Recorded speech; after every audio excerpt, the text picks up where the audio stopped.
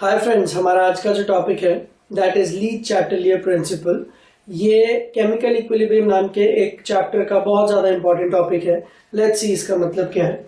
Let's suppose we have a reaction, equilibrium reaction, A plus B are reactants and C and D are products. So A plus B is giving C plus D. Now equilibrium constant का expression होता है products by reactants. इसको generally हम Kc या Kp से denote करते हैं। पर इसी को हम लोग रिएक्शन कोशेंट भी बोलते हैं। नाउ रिएक्शन कोशेंट और Kc का जो रिलेशन है उसके ऊपर एक वीडियो ऑलरेडी हमने देखा हुआ है। लेट्स सी, अगर इक्विलिब्रियम ऑलरेडी आ चुका है तो इस एक्सप्रेशन को बोलते हैं Kc, बट अगर अभी तक इक्विलिब्रियम नहीं आया है तो इसी एक्सप्रेशन को बोलते हैं Q। ली चैटलियर प्रिंसिपल क्या है? ली चैटलियर प्रिंसिपल ये बोलता है कि अगर एक रिएक्शन जो ऑलरेडी इक्विलिब्रियम पे है उसको हमने डिस्टर्ब किया, डिस्टर्ब करने के तरीके बहुत सारे हैं, by changing volume, pressure, temperature and many more. तो अगर हमने एक ऐसी रिएक्शन जो इक्विलिब्रियम पे ऑलरेडी आ चुकी थी उसको हमने डिस्टर्ब किया तो रिएक्शन अपने इक्विलिब्रियम को वापस से रिस्टोर करने की कोशिश करती है। ली चैटलियर प्रिंसिपल सिंपली यही बोलेगा कि अगर मैंने किसी इक्विलिब्रियम को डिस्टर्ब किया तो इक्विलिब्रियम अपने आप को रिस्टोर वापस करने की कोशिश करेगा। इसको हम सिंपल एग्जांपल से भी समझ सकते हैं। लेट्स सपोज एक स्प्रिंग है और स्प्रिंग के ऊपर ये मास लटका हुआ है। This is right now at equilibrium. Now अगर मैंने इस मास को नीचे की तरफ खींचा और छोड़ा तो ये मास ऊपर जाएगा, और अगर मैंने इस मास को ऊपर की तरफ किया और फिर छोड़ा तो ये नीचे आएगा। तो बेसिकली मैं जो कर रहा हूँ उसका उल्टा वो कर रहा है। अगर मैंने इसको नीचे किया तो ये ऊपर गया, और अगर मैंने इसको ऊपर किया तो ये नीचे गया। तो इक्विलिब्रियम रिएक्शंस भी यही करेंगी कि मैं जो करूँगा उसका उल्टा करने की कोशिश करेंगी ताकि मेरी वजह से जो भी डिस्टर्बेंस हुआ उसके इफेक्ट को नलिफाई किया जा सके। अब लेट्स सी कि कैसे कैसे हम लोग इक्विलिब्रियम को डिस्टर्ब कर सकते हैं। सबसे पहला तरीका है by changing concentrations of reactants or products। let's see, अगर ये इक्विलिब्रियम ऑलरेडी आ चुका है और मैंने सडनली रिएक्टेंट्स की अमाउंट को बढ़ाना शुरू कर दिया, ये जिस कंटेनर में इक्विलिब्रियम है उस कंटेनर के अंदर मैंने ऊपर से A का अमाउंट बढ़ा दिया। तो मैंने जानबूझ के अगर A का अमाउंट बढ़ाया तो इस एक्सप्रेशन में जो रिएक्टेंट्स हैं A एंड B ये डिनोमिनेटर हैं और जो प्रोडक्ट्स हैं ये न्यूमरेटर हैं। तो मैंने जानबूझ के A की वैल्यू बढ़ाई तो डिनोमिनेटर बढ़ गया। इस वजह से Q की वैल्यू जो कि पहले Kc के बराबर थी अब वो कम हो गई। तो पहले जब इक्विलिब्रियम आ चुका था उस मोमेंट पे Q और Kc बराबर थे, बट अभी जो मैंने एक्स्ट्रा अमाउंट ऑफ A डाला उसकी वजह से इक्विलिब्रियम डिस्टर्ब हो गया और अब Q और Kc बराबर नहीं है। Since A belongs to the denominator, hence increasing the value of A has actually decrease the value of Q। तो Q Kc से छोटा हो गया, और हमें ये पता है कि अगर Q Kc से छोटा हो तो रिएक्शन वापस इक्विलिब्रियम में आने के लिए फॉरवर्ड जाती है। तो अगर मैंने रिएक्टेंट्स की अमाउंट को बढ़ाया तो Q घट जाएगा, और अगर Q घटा तो रिएक्शन फॉरवर्ड चली जाएगी। इसको हम लॉजिकली भी समझ सकते हैं कि जो मैं कर रहा हूँ उसका उल्टा रिएक्शन करेगी। तो अगर मैंने A बढ़ा दिया या B बढ़ा दिया तो रिएक्शन चाहेगी कि जो मेरी वजह से A और B बढ़ा है उसको घटाया जाए, और रिएक्टेंट्स को घटाने का सबसे अच्छा तरीका क्या है? फॉरवर्ड की तरफ शिफ्ट होना, क्योंकि रिएक्शन जितना फॉरवर्ड जाएगी प्रोडक्ट्स बढ़ेंगे और रिएक्टेंट्स घटेंगे। सिमिलरली अगर मैं सडनली प्रोडक्ट्स बढ़ा दूं, नाउ लेट्स सपोज इक्विलिब्रियम आ चुका है और अब मैंने सडनली C की अमाउंट बढ़ा दी तो मेरी वजह से Q का अमाउंट Kc से बड़ा हो गया, और अगर Q का अमाउंट Kc से बड़ा हो गया तो वापस से इक्विलिब्रियम को एस्टैब्लिश करने के लिए ये रिएक्शन बैकवर्ड जाएगी।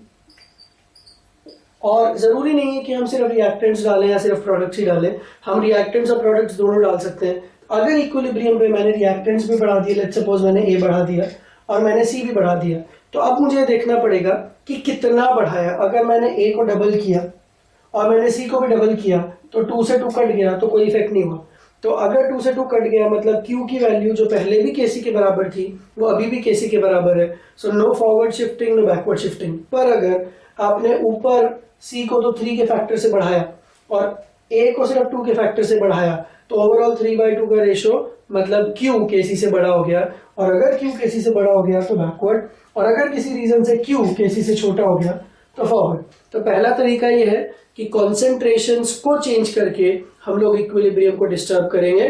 और ली चैटलियर प्रिंसिपल क्या बोलता है, किसी भी तरीके की डिस्टर्बेंस को नलिफाई करने के लिए रिएक्शन का जो इक्विलिब्रियम है वो या तो फॉरवर्ड शिफ्ट हो जाएगा या बैकवर्ड शिफ्ट हो जाएगा। Now the second method of disturbing an equilibrium is by changing the volume. ये बहुत ज्यादा इंपॉर्टेंट है, चेंजिंग वॉल्यूम ऑफ कंटेनर। हमारे पास 3 तरीके की रिएक्शंस है। एक ये रिएक्शन, 3 तरीके मतलब यहाँ पे रिएक्टेंट्स में टोटल 4 मोल्स हैं जबकि प्रोडक्ट्स में टोटल 2 मोल्स हैं। तो delta Ng which is basically number of moles of products minus number of moles of reactants gaseous, that is equal to 2 minus 4 that is minus 2। तो ये जिस तरीके की reaction it becomes delta Ng less than 0।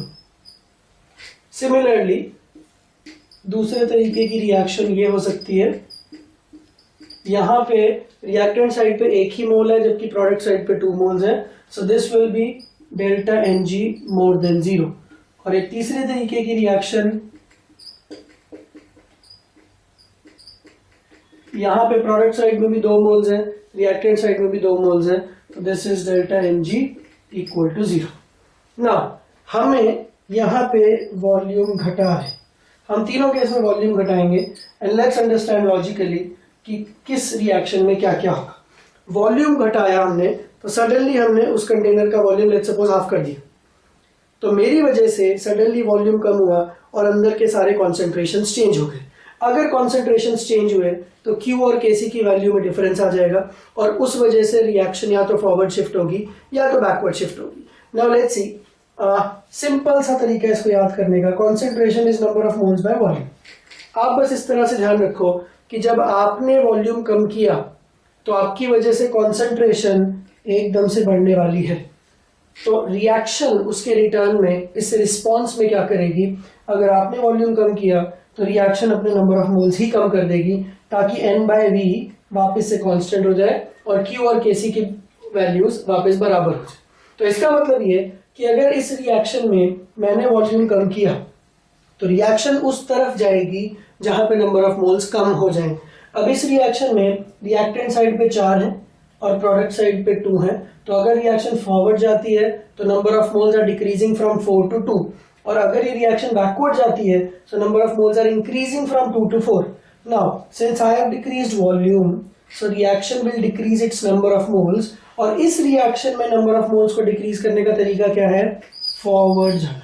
मैं ये वाला arrow लगाऊंगा forward के लिए और ये वाला एरो दिखाऊंगा बैकवर्ड के लिए। तो फिलहाल वॉल्यूम डिक्रीज करने पे रिएक्शन फॉरवर्ड जा रही है, इस तरीके की रिएक्शन। अगर इस तरीके की रिएक्शन होती है हमारे पास डेल्टा Ng मोर देन 0, तो वॉल्यूम डिक्रीज करने का मतलब ये है कि अब रिएक्शन अपने नंबर ऑफ मोल्स डिक्रीज करेगी।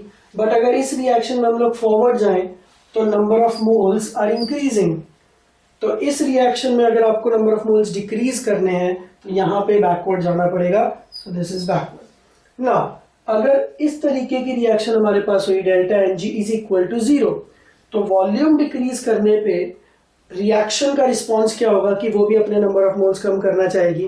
बट प्रॉब्लम ये है कि रिएक्टेंट साइड पे भी 2 ही मोल्स हैं, प्रोडक्ट साइड पे भी 2 ही मोल्स हैं, तो फॉरवर्ड शिफ्टिंग होगा तो भी नंबर ऑफ मोल्स चेंज नहीं होंगे, बैकवर्ड शिफ्टिंग में भी चेंज नहीं होगा। तो जब कोई भी चेंज पॉसिबल नहीं है तो रिएक्शन ना फॉरवर्ड जाएगी ना बैकवर्ड जाएगी।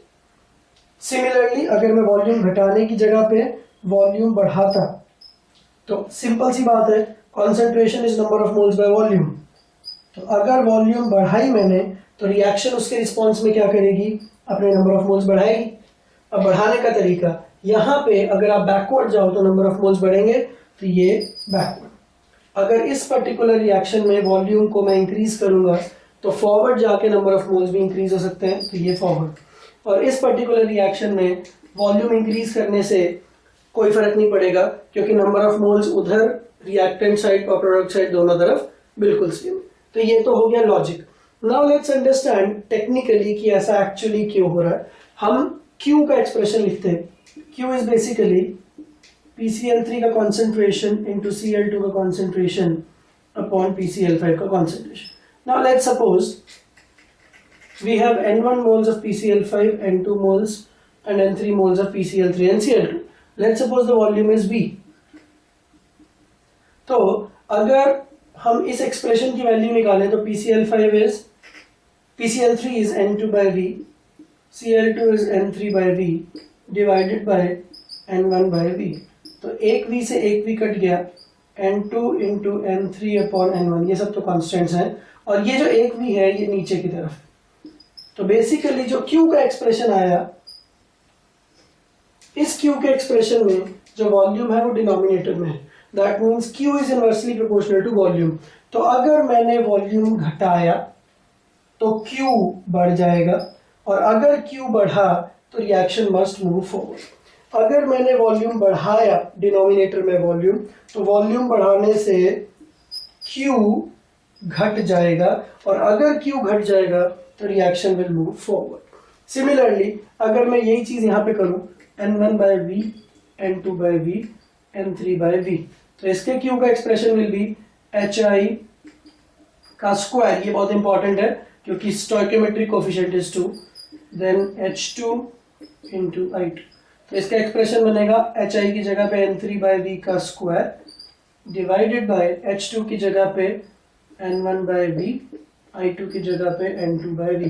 तो इंपॉर्टेंट बात यह है कि ऊपर 1 by V का स्क्वायर है और नीचे 2 V हैं, तो सब V कट गए। तो इफेक्टिवली इसका एक्सप्रेशन है N3 का square upon N1 into N2। तो यहाँ पे जो Q का एक्सप्रेशन है, उस Q के एक्सप्रेशन में वॉल्यूम का कोई टर्म ही नहीं है। मतलब या मैं वॉल्यूम घटाऊं या मैं वॉल्यूम बढ़ाऊं, बट उससे Q के एक्सप्रेशन पे कोई फर्क नहीं पड़ेगा।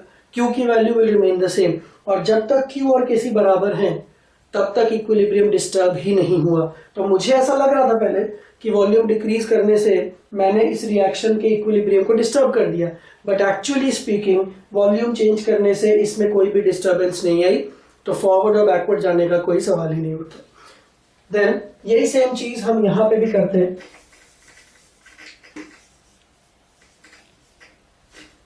इसके moles N1 by V, this is N2 by V, this is N3 by V। तो इसके Q का एक्सप्रेशन विल बी अमोनिया का square, that is N3 by V का स्क्वायर अपॉन नाइट्रोजन की power 1 N1 by V, and hydrogen का power 3 because of this stoichiometric number N2 by V का Q। So that gives me N3 का square upon N1 into N2 का Q। ये तो constants आ रहे हैं। Now this is 1 by V square, this is 1 by V, this is 1 by V cube, तो V की पावर 4 घूम के ऊपर आएगा, तो effectively it will become V square. तो यहाँ पे reaction coefficient is directly proportional to V square. तो अगर मैंने वॉल्यूम बढ़ाया तो Q बढ़ जाएगा, और अगर Q बढ़ गया तो रिएक्शन बैकवर्ड। अगर मैंने वॉल्यूम घटाया तो Q घट जाएगा, और अगर Q घट गया तो रिएक्शन फॉरवर्ड। तो ये तरीका है। This is the most important of all the disturbances that we can create. अगर आपने वॉल्यूम चेंज किया तो 3 अलग अलग रिएक्शंस हैं हमारे पास, 3 तरीके की रिएक्शंस, तो हर रिएक्शन में अलग अलग रिस्पॉन्स आएगा। बेसिकली आपको याद ये रखना है कि अगर हमने वॉल्यूम डिक्रीज किया तो the reaction will move in the direction in which the number of moles will decrease, और अगर हमने वॉल्यूम को इंक्रीज किया so the reaction will move in the direction in which the number of moles will be increased। तो simple बात, अगर मैंने volume कम किया तो रिएक्शन नंबर ऑफ मोल्स कम कर देगी, अगर मैंने वॉल्यूम बढ़ाया तो रिएक्शन नंबर ऑफ मोल्स बढ़ा देगी। ठीक है। नाउ लेट्स सी नंबर 3, हम और किस तरह से डिस्टर्ब कर सकते हैं। उसको वापस लिखने की जरूरत नहीं है, बहुत ही सिंपल है। चेंजिंग वॉल्यूम की जगह पे अब हम करते हैं चेंजिंग प्रेशर, और उसको वापस लिखने की कोई जरूरत क्यों नहीं है, because pressure and volume are very much related. अगर आप प्रेशर बढ़ाते हो तो वॉल्यूम घट जाता है, और अगर हम प्रेशर घटाते हैं तो वॉल्यूम बढ़ जाता है। तो इसको याद करने का तरीका बहुत ही सिंपल, हमें वॉल्यूम के साथ सबका रिलेशन समझ में आ गया। तो बस अब आप ये ध्यान रखो कि वॉल्यूम का बढ़ना मतलब प्रेशर का घटना। तो वॉल्यूम के बढ़ने से इस तरीके की रिएक्शन में जो भी होता था वही प्रेशर के घटने से होगा। सिमिलरली वॉल्यूम का घटना मतलब प्रेशर का बढ़ना, तो प्रेशर के बढ़ने से ये रिएक्शन फॉरवर्ड जाएगी। सिमिलरली वॉल्यूम यहाँ पे बढ़ रहा है मतलब प्रेशर यहाँ पे घट रहा है, और ये वॉल्यूम घट रहा है मतलब प्रेशर यहाँ पे बढ़ रहा है। यहाँ पे प्रेशर के साथ वॉल्यूम तो चेंज होगा, बट वॉल्यूम से कोई फर्क ही नहीं पड़ रहा, दैट मीन्स प्रेशर से भी कोई फर्क नहीं पड़ेगा। तो इन शॉर्ट इसको याद रखने का तरीका, अगर मैंने प्रेशर बढ़ाया तो वॉल्यूम कम हो जाएगा, और मेरी वजह से अगर वॉल्यूम कम हुआ तो रिएक्शन किस तरफ जाएगी, जहां पे नंबर ऑफ मोल्स कम हो जाए। इसका सिंपल सा मेथड, मेरी वजह से जो भी हो रहा है रिएक्शन उसका उल्टा करेगी। तो अगर मैंने जानबूझ के प्रेशर बढ़ाना शुरू किया तो रिएक्शन अपने प्रेशर को कम करने के लिए क्या करेगी, अपने नंबर ऑफ मोल्स ही कम कर देगी। और अगर मैंने प्रेशर घटाना शुरू किया तो मेरी वजह से अगर प्रेशर घट रहा है तो रिएक्शन उस घटते हुए प्रेशर को वापस बढ़ाने के लिए उस तरफ शिफ्ट हो जाएगी जहां पे नंबर ऑफ मोल्स बढ़ रहे हो।